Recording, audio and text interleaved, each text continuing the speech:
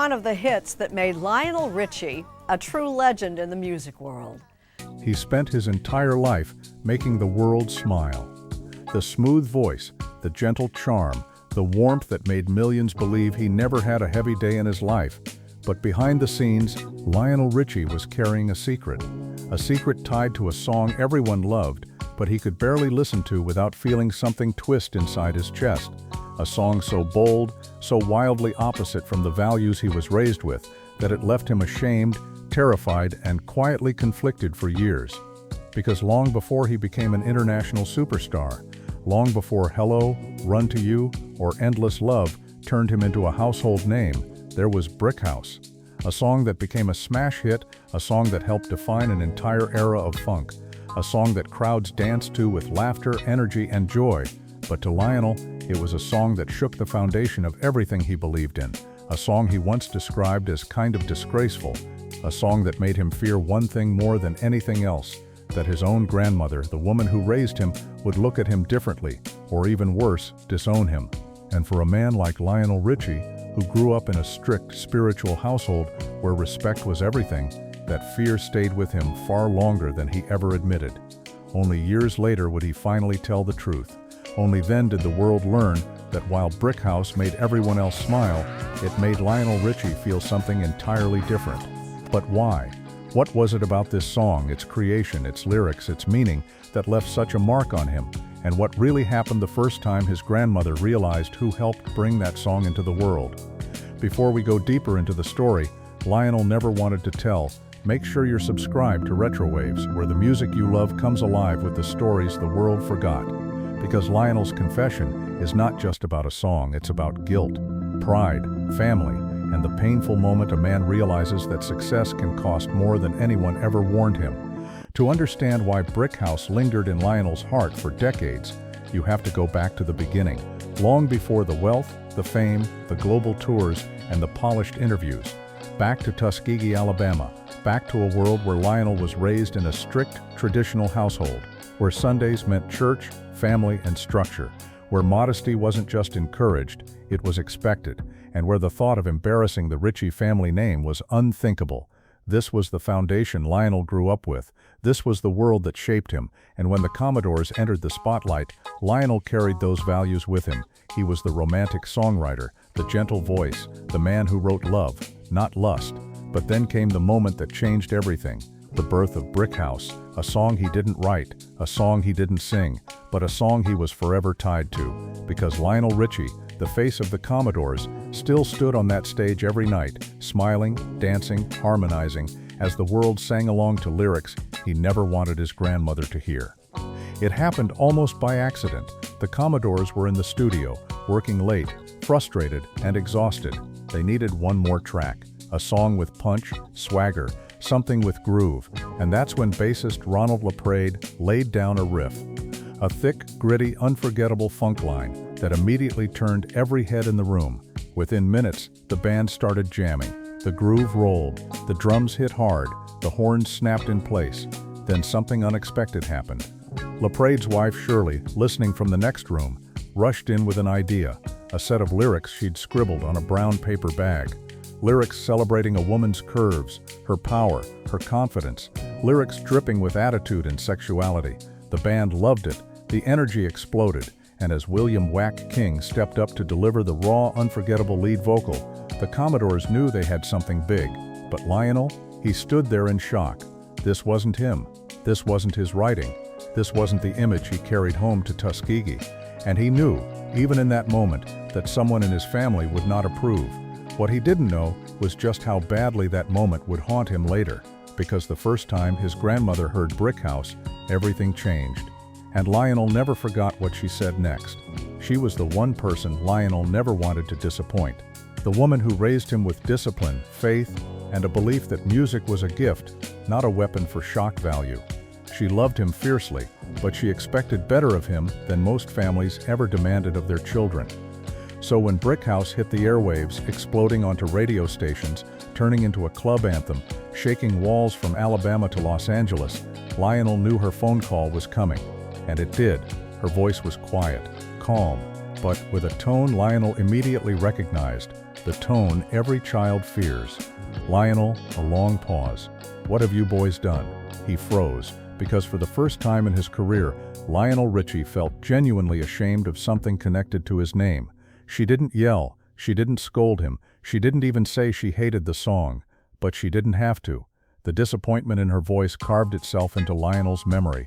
He said years later that the song felt disgraceful to him, and that he worried his grandmother would actually disown him if she believed he wrote it.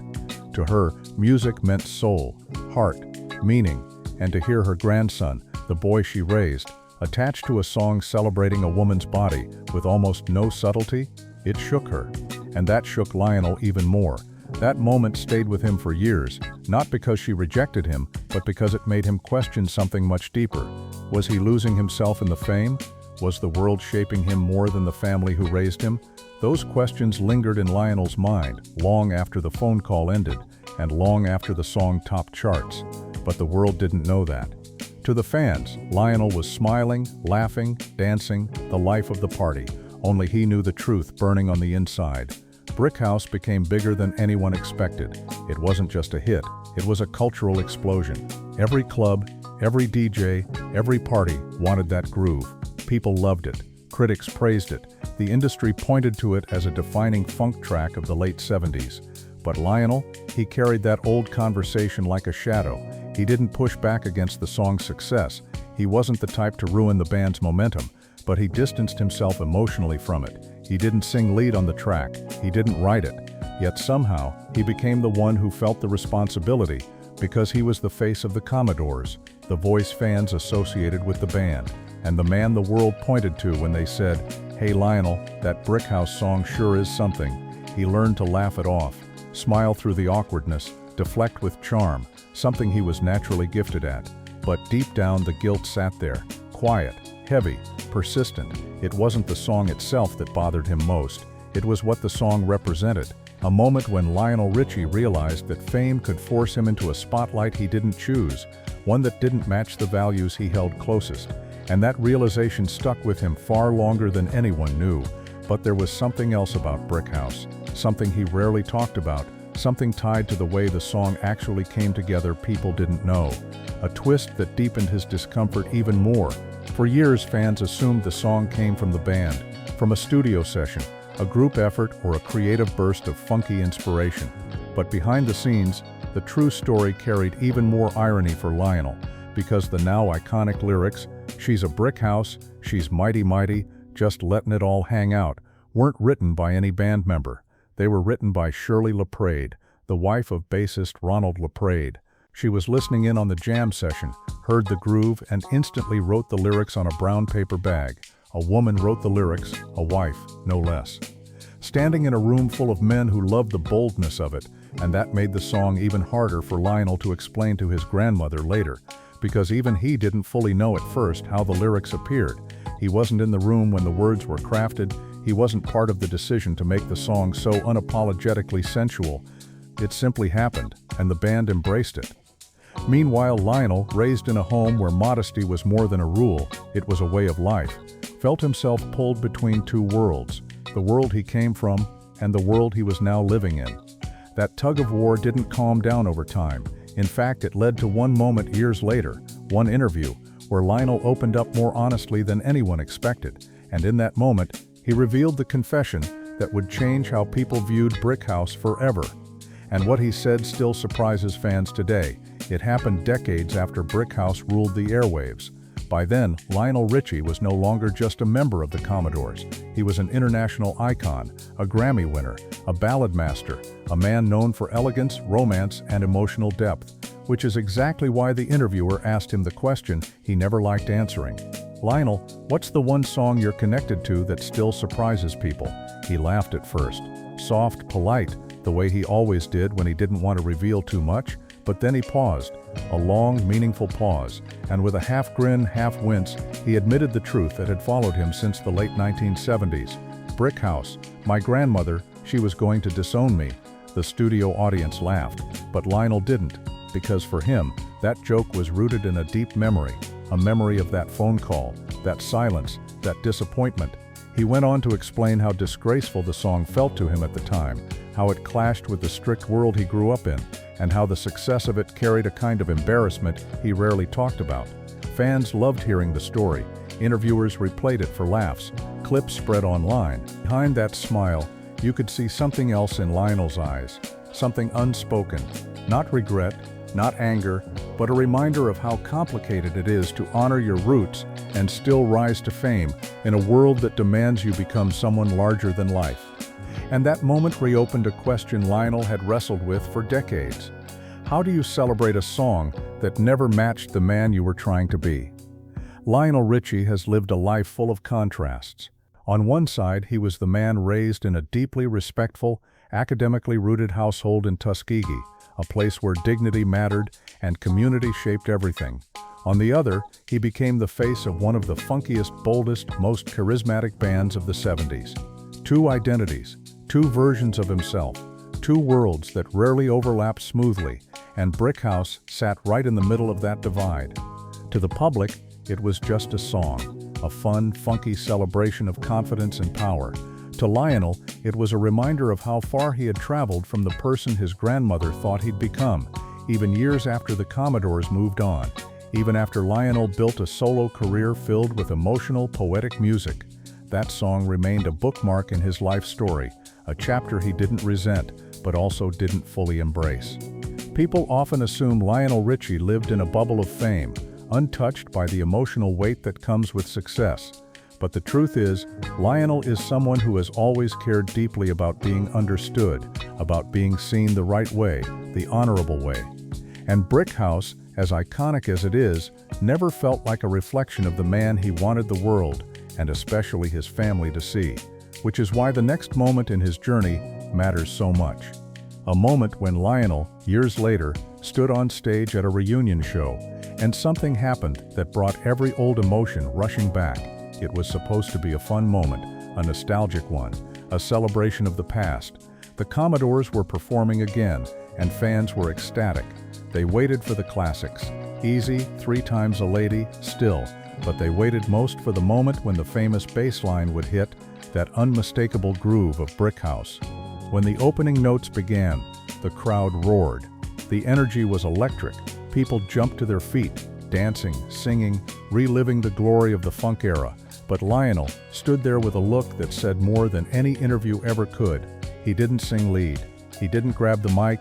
He didn't take the spotlight. Instead, he stepped slightly back, letting the moment belong to the band, to the fans, to the legacy, while he watched with a quiet, thoughtful expression.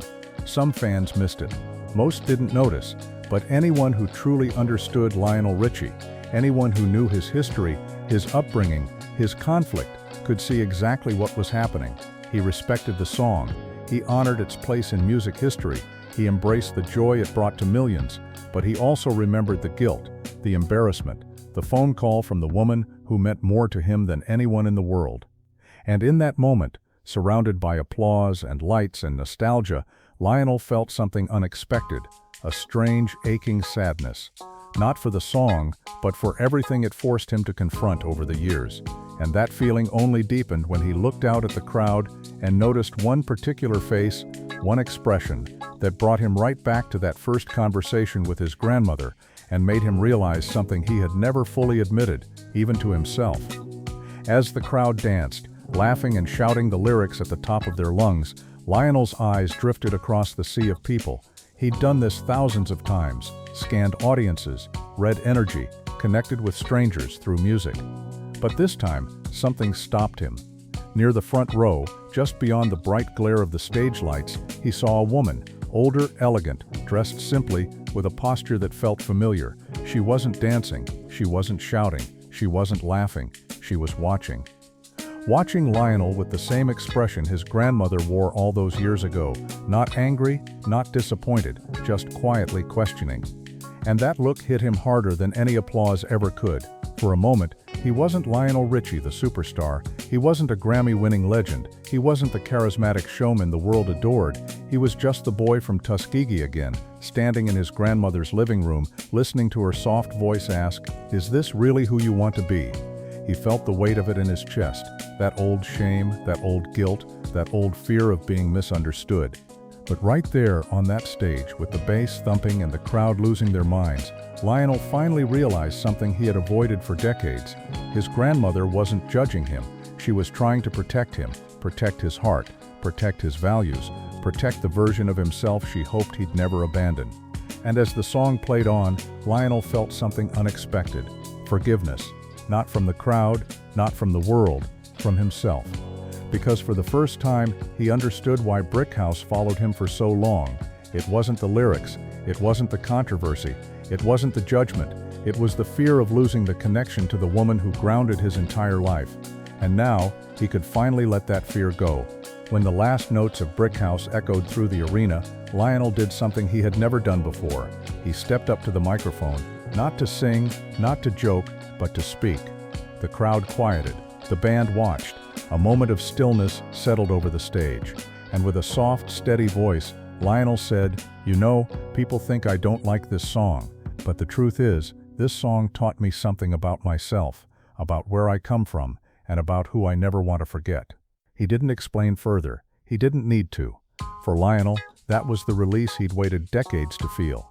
A moment when the weight that had followed him since the late 70s finally lifted, because he wasn't running from the song anymore.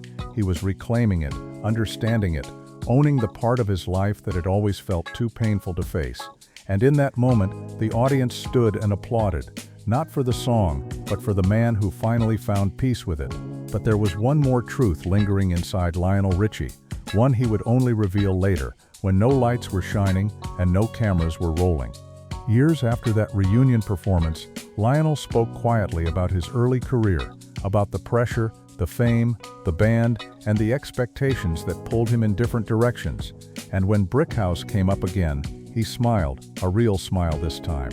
Not the uncomfortable one from interviews past. He said he understood something now. The song wasn't disgraceful, it wasn't shameful, it wasn't a stain on his career. It was simply a reminder that his journey had two paths, the boy he once was, and the man he became. Both paths were real, both paths mattered, and both shaped him into the artist millions adore today. He said the guilt stayed with him, not because the song was wrong, but because he cared so deeply what his grandmother thought. And that caring was never something to be ashamed of. In the end, Brickhouse didn't break Lionel Richie. It didn't damage him. It didn't define him. It simply followed him, a reminder of the boy raised in Tuskegee and the man who carried those lessons into every stage he ever walked onto. Even now, decades later, he admits that the song still stirs something in him, not pain, not guilt, but a memory of the woman who shaped his heart, a memory of the call he never forgot, a memory of the moment he realized that music, even the fun, wild, carefree kind, could change a life in ways no one expects. And that's why, even 40 years later, the song still follows him, not as a burden, but as a quiet, emotional echo of where he came from. If you want more emotional, fact-based stories about the legends who shaped our world, the secrets they carried, the confessions they finally revealed, and the music that changed their lives, make sure you're subscribed to RetroWaves, because the next story is one the world thought they understood until the truth finally came out.